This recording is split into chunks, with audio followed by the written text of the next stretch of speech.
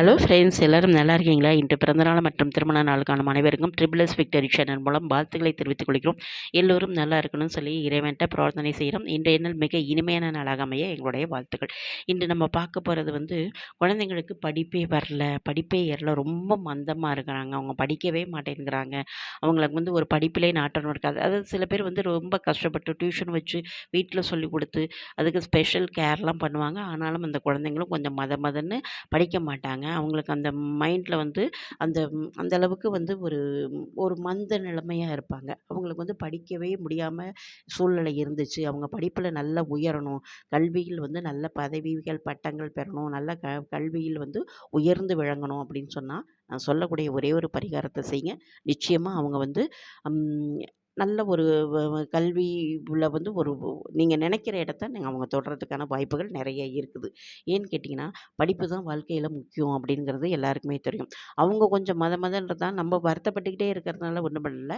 நம்ம அடுத்தபடியாக என்ன பண்ணுவோம், கடவுள்கிட்ட வேண்டுவோம். கடவுள்கிட்ட வேண்டுறதுல நம்ம முழு முதற் கடவுள் விநாயகர். விநாயகர்கிட்ட நீங்கள் ஒன்றே ஒன்று செய்யுங்க. இதை மாத்திரம் தொடர்ந்து செஞ்சு பாருங்கள். நிச்சயமாக ஒரு 9 வாரம் செய்யுங்க. 9 வாரம் செஞ்சிங்கன்னா நிச்சயமாக உங்கள் குழந்தைங்கள் மந்தமான நிலைமையிலேருந்து மாறி அந்த கல்வியில் நல்ல உயர்வு பெறுவாங்க அப்படிங்கிறது நிச்சயம் வெற்றியாக நடக்கும். நீங்கள் விநாயகர்கிட்ட வேண்டுனீங்கன்னா எதுவுமே சக்ஸஸ் ஆக தான் ஆகும். இதுக்கு நான் சொல்லக்கூடிய ஒரு சின்ன பரிகாரம் தான். ஒரு செம்பருத்தி பூ வேணுங்க. செம்பருத்தி பூ உங்கள்கிட்ட இருந்தாலும் சரி, உங்கள் வீட்டில் இப்போ செடி வச்சுருந்தாலும் சரி, இல்லை வெளியில் வாங்கினாலும் சரி, ஒரு 27 செம்பருத்தி பூ வேணும். 27 செம்பருத்தி பூவை இது எப்போ வேணும்னா, என்னென்ன கிழமையில் செய்யணும்னா, ஞாயிற்றுக்கிழமை மாத்திரம்தான் செய்யணும். அதாவது எல்லாருமே ஃப்ரீயாக இருக்கக்கூடிய ஞாயிற்றுக்கிழமை 9 வாரம் 9 வாரம் இந்த 27 செம்பருத்தி பூ வேணும். ஒவ்வொரு வாரமும் நீங்கள் அதை எப்படி வாங்குவீங்களோ வாங்கி வச்சுக்கோங்க. 27 செம்பருத்தி பூ அதை ஒரு மாலை மாரி கட்டிக்கங்க. ஞாயிற்றுக்கிழமை மாத்திரம்தான் செய்யணும். ஞாயிற்றுக்கிழமை 10:30 to 12க்குள்ளார செஞ்சுருங்க. உங்களுக்கு இதெல்லாம் ஃப்ரீ டைம் தான். ஏன்னா நீங்கள் எப்போ லேட்டாக எழுந்திரிச்சா கூட, சண்டேன்னு கொஞ்சம் லேட்டாக தான் எந்திரிப்போனா கூட உங்களுக்கு நல்ல டைம் தான் 10:30 to 12.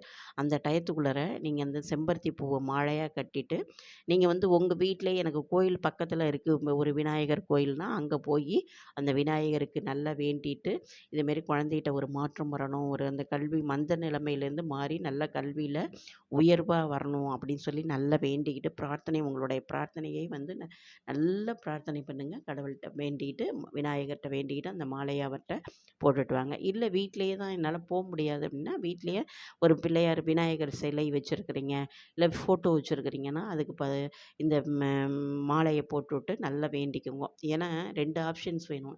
கோயிலுக்கு போக முடியாதவங்களும் இருக்கிறாங்க. கோயிலுக்கு போனால் நல்லா பெஸ்ட்டு ரிசல்ட் கிடைக்கும்.